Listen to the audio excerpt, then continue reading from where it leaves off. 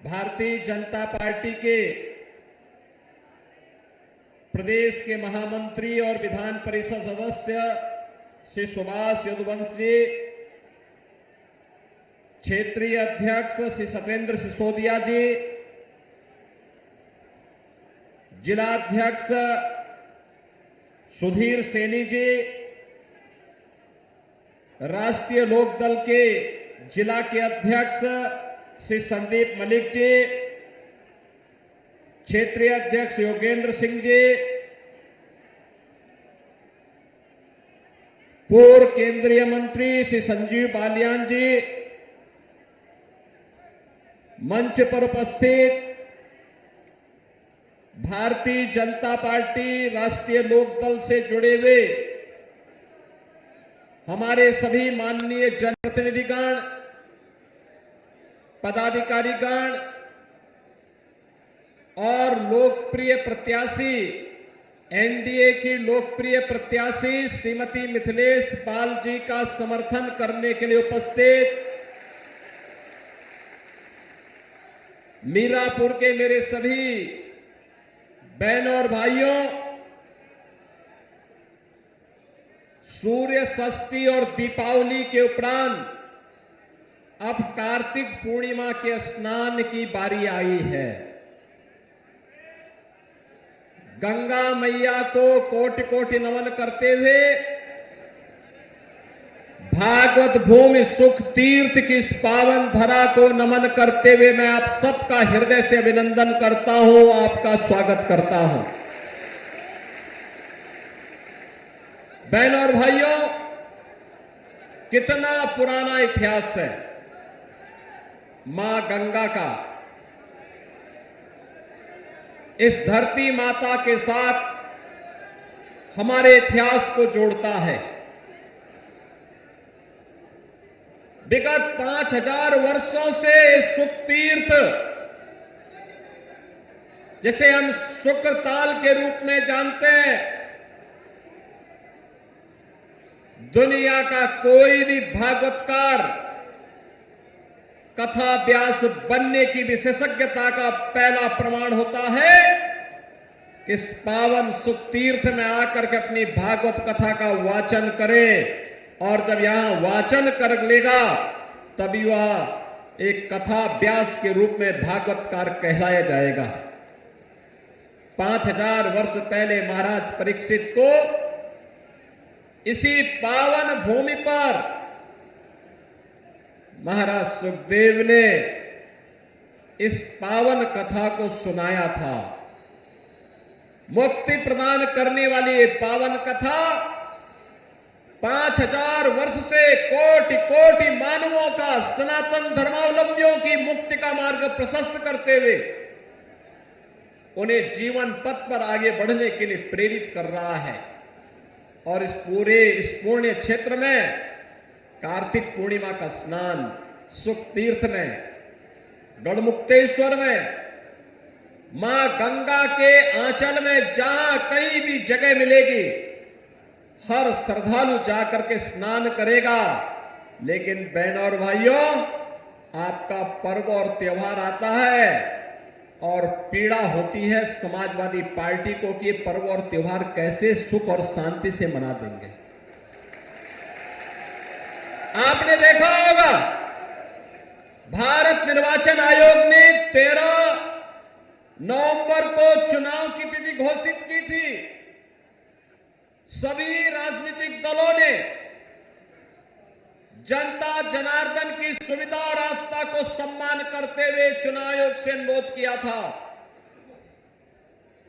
कि ये चुनाव की तिथि आगे बढ़ा दी जाए, क्योंकि 11 नवंबर से ही हमारा पश्चिमी उत्तर प्रदेश, मुजफ्फरनगर, शामली, गाजियाबाद, मुरादाबाद, संभल, अमरोहा और आसपास के क्षेत्र के श्रद्धालु गंगा स्नान करने के लिए सुख तीर्थ पर या फिर गढ़मुक्तेश्वर में या टिकरी में जाकर के वहां रात्रि निवास करते हैं, वहां प्रवास करते हैं कुछ घंटे मां गंगा के आंचल में व्यतीत करते हैं, उनकी आस्था का सम्मान हो। हम आभारी हैं भारत निर्वाचन आयोग के कि उन्होंने जन आस्था का सम्मान दिया, लेकिन समाजवादी पार्टी ने इस फैसले का विरोध किया। ये समाजवादी पार्टी पूरी तरह एक्सपोज हो चुकी है। पहले तो सपा और कांग्रेस में एक प्रकार का तलाक सा हो गया है, दोनों ने छोड़ दिया है। दोनों में फिर से वही खटपट शुरू हो गई है, क्योंकि लोकसभा चुनाव में इन्होंने आपके बीच में कहा था खटाखट खटाखट। एक खटाखट का लाभ मिला क्या किसी को? मिला क्या इनके खटाखट का लाभ? बहनों और भाइयों, अब दोनों में खटपट शुरू हो गई और उसी की तैयारी है, उसी का आह्वान करने के लिए आज हम आए हैं। उन्होंने खटाखट के नाम पर आपको बहकाया, जनता जनार्दन को गुमराह किया, गलत मार्ग पर ले जाने का कुत्सित प्रयास किया। अवसर है अब इस समाजवादी पार्टी का सपाचट करने का। याद करिए, ये वही समाजवादी पार्टी है और इनके प्रत्याशी मुजफ्फरनगर दंगे का सरगना भी तो है। बहनों और भाइयों, हथियारों का जखीरा बरामद हुआ था और याद करिए, तब समाजवादी पार्टी की सरकार के मुखिया और आज के समाजवादी पार्टी के भी मुखिया उन दंगाइयों को अपने सरकारी आवास पे बुला करके सम्मानित कर रहे थे। बहनों और भाइयों, आपने देखा होगा ये पश्चिमी उत्तर प्रदेश, जहां का हमारा अन्नदाता किसान अपने खून और पसीने से धरती माता में सोने उगलाने का काम करता है, अपनी मेहनत से, अपनी पुरुषार्थ से पूरी धरती में फसलें लहलाती हुई दिखाई देती हैं तो सोने जैसा एक महक देती है। और बहनों और भाइयों, इस पश्चिमी उत्तर प्रदेश को समाजवादी पार्टी की सरकार कहां लेके चली गई थी? पलायन का दंश यहां के लोगों को झेलना पड़ रहा था। बेटी और बहन सुरक्षित नहीं थी, किसान परेशान था, नौजवान पलायन करने के लिए मजबूर था, व्यापारी अपना व्यापार समेट करके उत्तर प्रदेश छोड़ने के लिए मजबूर था और समाजवादी पार्टी समाज को बांट करके सत्ता संचालन करने के लिए तब भी पूरी ताकत लगा रही थी। लेकिन आज मैं आपसे कह सकता हूं बहनों और भाइयों, पिछले 7.5 वर्ष के अंदर भारतीय जनता पार्टी और एनडीए की सरकार प्रदेश में है। आपने देखा होगा, बेटी और बहन की सुरक्षा के साथ कोई खिलवाड़ नहीं कर सकता। उसे मालूम है बेटी और बहन की इज्जत के साथ खिलवाड़ करेंगे तो इसके दुष्परिणाम क्या होने जा रहे हैं। उसे मालूम है कि बेटी और बहन की इज्जत के साथ खिलवाड़ करने की कीमत किस रूप में उसे चुकानी पड़ेगी। उसे मालूम है एक व्यापारी की सुरक्षा में सेंध लगाने का दुष्परिणाम क्या होने जा रहा है। उसे मालूम है एक अन्नदाता किसान के बैल को और भैंसे को चुराने की कीमत उसे क्या चुकानी पड़ेगी, उसकी मोटर को चुराने की कीमत उसे क्या चुकानी पड़ेगी। उसे मालूम है कि दंगों की कीमत किस रूप में उसे चुकानी पड़ेगी। अब तो दंगा नहीं हो रहा पश्चिमी उत्तर प्रदेश में, अब तो किराना में पलायन भी नहीं हो रहा है, अब तो यहां व्यापार फल फूल रहा है, अब तो यहां पे 4 लेन, 6 लेन, 12 लेन के एक्सप्रेस हाईवे बन रहे हैं और अब तो रैपिड रेल भी सचपट रूप से मेरठ से दिल्ली की दूरी तय कर ली है और ईश्वर चाहेंगे, मां गंगा की कृपा होगी तो मुजफ्फरनगर भी बहुत जल्दी इस सुविधा का लाभ प्राप्त करने के दिशा में अग्रसर होगा। अब तो यहां स्पोर्ट्स यूनिवर्सिटी बन रही है। सहारनपुर में भी एक विश्वविद्यालय मां शाकंभरी के नाम पे बन गया है। और अन्नदाता किसानों को, बहनों और भाइयों, अन्नदाता किसान 1995 से 2017 तक 22 वर्ष में जितना गन्ना मूल्य का भुगतान हुआ, उससे कई ज्यादा हमने 7 वर्ष में 2,53,000 करोड़ रुपए का गन्ना मूल्य का भुगतान अपने अन्नदाता किसानों के खाते में करवाने का काम किया है। बहनों और भाइयों, आज अन्नदाता किसान किसान सम्मान निधि का लाभ प्राप्त कर रहा है। आज अन्नदाता किसान को हम लोगों ने निजी ट्यूबवेल वाले जितने भी किसान थे उनसे कह दिया है, मार्च 23 के बाद का एक भी पैसा उन्हें भुगतान नहीं करना है, सरकार उसका भुगतान कर रही है। बहनों और भाइयों, आज सरकार ने युवाओं के लिए तमाम प्रकार के कार्यक्रम आगे बढ़ाए हैं। उन्हें स्मार्टफोन और टैबलेट दे करके उन्हें डिजिटली सक्षम बनाने की दिशा में सरकार के कदम आगे बढ़े हैं। बेटी के लिए मुख्यमंत्री कन्या सुमंगला योजना और मुख्यमंत्री सामूहिक विवाह की योजना भी है। तो चीनी मिलों के पुनरुद्धार के कार्यक्रम को भी आगे बढ़ाने के लिए हम लोगों ने शुरुआत की थी। मेरा सौभाग्य है कि किसानों के मसीहा भारत रत्न चौधरी चरण सिंह जी की पावन कर्मभूमि छपरौली की चीनी मिल से हम लोगों ने शुरुआत की थी और मोराना की चीनी मिल होते हुए ये आगे सिलसिला लगातार आगे बढ़ता रहेगा। हमारा अन्नदाता किसान अपनी मेहनत से, अपने पौरुष से इस धरती माता को लहला करके भारत का पेट भरने का कार्य करता है तो उसको किसी के सामने हाथ नहीं फैलाना है। उसकी मनसा के अनुरूप कार्य ये डबल इंजन की सरकार करेगी और वही आश्वासन देने के लिए आज हम सब आपके बीच आए हैं। बहनों और भाइयों, मैं तो आपसे एक ही बात कहना चाहता हूं। अक्सर मैं देखता हूं, मैं एक बार इसी मुजफ्फरनगर की तरफ में आया था।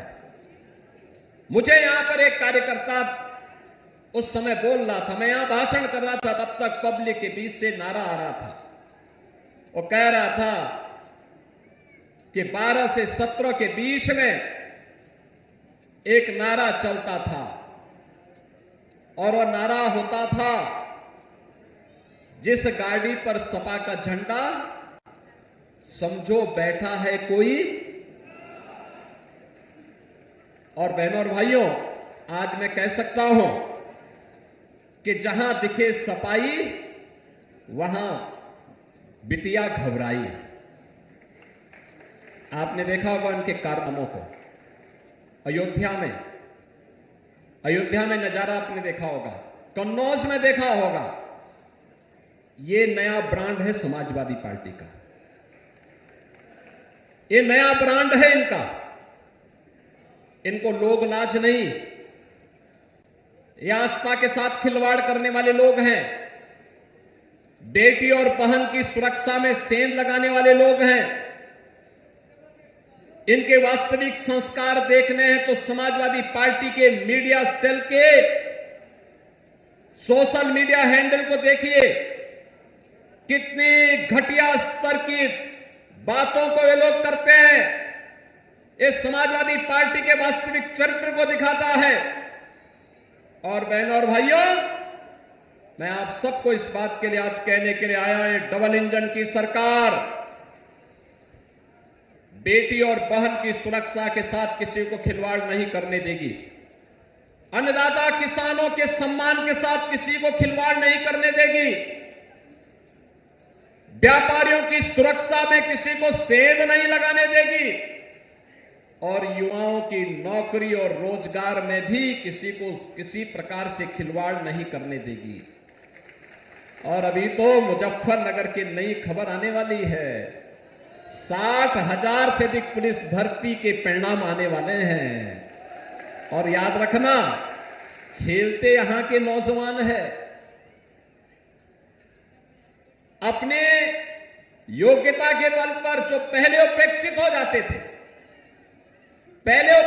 जाते थे, अब तो मुजफ्फरनगर, मेरठ, बागपत, शामली, बुलंदशहर, इन जनपदों के युवा बड़े पैमाने पर भर्ती होते, कोई रोक टोक नहीं, कोई भेदभाव नहीं, बड़े पैमाने पर भर्ती होने वाले हैं और परिणाम हम बहुत शीघ्र देने जा रहे हैं। 60,200 पद पर एक साथ भर्ती हो रही है। और बहनों और भाइयों, इसीलिए मैं आपसे कहने के लिए आया हूं, युवाओं के लिए सरकारी नौकरी भी है, तो खिलाड़ियों के लिए भी हम लोगों ने एक पॉलिसी बना करके उन्हें नौकरी देने की कार्रवाई को आगे बढ़ाया है। अब यहां का खिलाड़ी जो ओलंपिक में, एशियन गेम्स में, कॉमनवेल्थ में, वर्ल्ड चैंपियनशिप में मेडल जीतता है देश के लिए, उत्तर प्रदेश सरकार पैसा भी देती है और साथ साथ नौकरी भी देती है। प्रीति पाल की चर्चा यहां पर जेएनजी कर रहे थे। बहनों और भाइयों, मैं स्वयं इन खिलाड़ियों को मैंने लखनऊ में आमंत्रित किया था और लखनऊ में आमंत्रित करके उन्हें सम्मानित किया था, धनराशि भी दी थी और मैंने कहा था पॉलिसी के अंतर्गत आवेदन करिए, आपको नौकरी की गारंटी ये सरकार देगी, क्योंकि आपकी सरकार है। ये उपचुनाव उसी परसेप्शन को ठीक करने के लिए आपके बीच हमें लोग आए हैं। हम इसीलिए आपके बीच में आए हैं। देश के अंदर मैसेज साफ होना चाहिए, संदेश साफ होना चाहिए, स्पष्ट होना चाहिए। हमें गुंडे और दंगाई नहीं चाहिए, हमें अराजक तत्व नहीं चाहिए, विकास के बैरियर को हटाने वाले लोग चाहिए, किसानों का सम्मान करने वाले लोग चाहिए, व्यापारियों की सुरक्षा देने वाले, बेटी और बहन का सम्मान करने वाले लोग चाहिए। और केवल एनडीए की, भारतीय जनता पार्टी नेतृत्व की, भाजपा और आरएलडी की सरकार ये गारंटी आपको देने के लिए आज आपके बीच में आई है, आपसे कहने के लिए आई है, यह कार्य केवल यही करेंगे। केवल और केवल डबल इंजन की भारतीय जनता पार्टी नेतृत्व की एनडीए सरकार इस कार्य को कर सकती है, क्योंकि हमारे आदर्श चौधरी चरण सिंह जी हैं, हमारे आदर्श धन सिंह कोतवाल जैसे महान क्रांतिकारी हैं, हमारे आदर्श वे महापुरुष हैं जिनका सब कुछ मातृभूमि के लिए समर्पण भाव के साथ बलिदान के लिए समर्पित हुआ है। हमारे आदर्श भारत माता का वह लाल है जो अपने आप को भारत की सीमाओं की सुरक्षा करते करते अपने आप को बलिदान कर रहा है। और बहनों और भाइयों, इसीलिए हम एक ही बात कहते हैं, हर काम देश के नाम होना चाहिए, किसी व्यक्ति के लिए नहीं, जाति मत और मजहब के लिए नहीं। और मोदी जी ने इसीलिए आप सबसे कहा, मोदी जी ने जब कोई योजना चलाई तो योजना का नाम भी लिखा सबका साथ और सबके विकास का। विकास सबका, सुरक्षा सबको, सम्मान सबको, लेकिन तुष्टीकरण किसी का नहीं। और बहनों और भाइयों, उसी भाव के साथ आज मैं आपसे अपील करने के लिए आया हूं। एनडीए ने राष्ट्रीय लोकदल के चुनाव चिन्ह के तहत यहां पर श्रीमती मिथिलेश पाल जी को अपना प्रत्याशी बना करके आपके बीच में उतारा है। मिथिलेश पाल जी, आपने देखा होगा, एक सहज सरल नारी के रूप में आपके बीच में सेवा भाव के साथ कार्य करने के लिए आई है। और मैं तो धन्यवाद दूंगा जैन जी को कि उन्होंने मिथिलेश जी को प्रत्याशी बना करके, उतार करके, जन भावनाओं को सम्मान दे करके एनडीए में भाजपा लोकदल के सभी कार्यकर्ताओं के भावनाओं के अनुरूप, जनता जनार्दन की इच्छा के अनुरूप एक ऐसा प्रत्याशी दिया है जो इन भावनाओं को प्रतिनिधित्व देकर के आगे बढ़ा सके। हमारे पास बहुत सारे प्रत्याशी थे, सभी योग्य थे, सक्षम थे और समय समय पर उसी प्रकार की भावनाओं को हम लोग आगे बढ़ाते भी हैं। लेकिन टिकट मिले न मिले, पूरी निष्ठा के साथ कार्य करना है और श्रीमती मिथिलेश पाल जी ने यही काम किया है। लगातार आपके बीच में रहकर के सेवा भाव के साथ कार्य करने का जज्बा क्या होना चाहिए, यह उदाहरण उन्होंने प्रस्तुत किया है और इसीलिए आज मैं आप सबको आश्वस्त करने के लिए आया हूं। विकास और सुरक्षा का सारा दायित्व हमारे ऊपर छोड़ दीजिए, ये सब हम लोग करेंगे। आपको चिंता नहीं करनी है, आपको इसके लिए चिंता नहीं करनी है, यह कार्य हमारा होगा। आपको केवल अपना आशीर्वाद देना है, आप अपना आशीर्वाद दीजिए। बहनों और भाइयों, देश आज एक निर्णायक मोड़ पर खड़ा है। जिस मोड़ पर आज खड़ा है देश, वहां पर आज प्रधानमंत्री मोदी जी के नेतृत्व में एक नए भारत का हम दर्शन कर रहे हैं। इस भारत को दुनिया के एक बड़ी ताकत के रूप में स्थापित करने के लिए आवश्यक है कि डबल इंजन की सरकार को और भी ताकत दिए जाने की आवश्यकता है, और भी ताकत दिए जाने की आवश्यकता है। एक तरफ मोदी जी के नेतृत्व में एक भारत श्रेष्ठ भारत बन रहा है और दूसरी तरफ इंडी गठबंधन आपसी मनमुटाव को देश के विभाजन और विखंडन की ओर लेके जा रहा है। आपने हाल ही में जम्मू कश्मीर विधानसभा के अंदर उस प्रस्ताव को देखा होगा जिसमें उन्होंने कहा है कि हम कश्मीर के अंदर धारा 370 को फिर से बहाल करेंगे। यानी आतंकवाद की जड़ जो धारा 370 है, जिसे 5 अगस्त 2019 को प्रधानमंत्री मोदी जी ने हमेशा के लिए समाप्त कर दिया है। कांग्रेस और समाजवादी पार्टी को अपनी स्थिति स्पष्ट करनी चाहिए कि जम्मू कश्मीर विधानसभा के इस प्रस्ताव पर वो बोले, क्यों उनका मुंह बंद है इस पर? ये फिलिस्तीन के नाम पर आंसू बहाने वाले लोग, पाकिस्तान के नाम पर आंसू बहाने वाले लोग जम्मू कश्मीर के मुद्दे पर मौन क्यों बने बैठे हैं? ये देश की एकता और अखंडता को चुनौती देने वाली स्थिति है और कोई भी भारतीय राष्ट्र की एकता और अखंडता को कतई पर किसी प्रकार की चोट को स्वीकार नहीं करेगा। और बहनों और भाइयों, उसी का आह्वान करने के लिए मैं आपसे अपील करने के लिए आया हूं। इस समाजवादी पार्टी हो या कांग्रेस, ये राष्ट्रीय एकता और अखंडता के साथ खिलवाड़ कर रही है अपने राजनीतिक स्वार्थों के लिए। इन्होंने झूठ बोल करके लोकसभा चुनाव में जनता जनार्दन को गुमराह करने का काम किया था। उस समय इन्होंने अनर्गल प्रलाप किए थे। बाबा साहब भीमराव अंबेडकर जी के बारे में, संविधान के बारे में झूठ बोल करके जनता को गुमराह करने का कुत्सित कार्य किया था। लेकिन अब तो आपके पास सब कुछ स्पष्ट हो चुका है कि कांग्रेस और समाजवादी पार्टी झूठ बोल करके जनता को गुमराह करके एक और संविधान के बारे में, आरक्षण के बारे में गुमराह कर रही थी, दूसरी तरफ खटाखट योजना से लोगों को बहका भी रही थी। लेकिन अब मैं आपसे कहने के लिए आया हूं, आपने मोदी जी का लगभग 10.5 वर्ष के कार्यकाल को देख लिया है। बाबा साहब भीमराव अंबेडकर के पंच तीर्थ बनाने का काम मोदी जी ने किया है।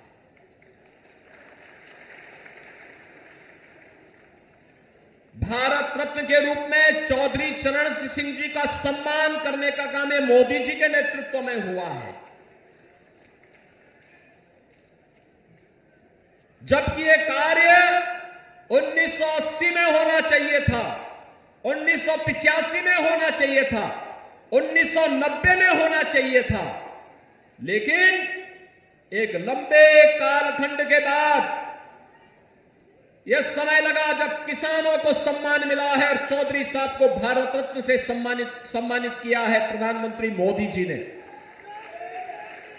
बहनों और भाइयों, 1857 के प्रथम स्वातंत्र समर के दौरान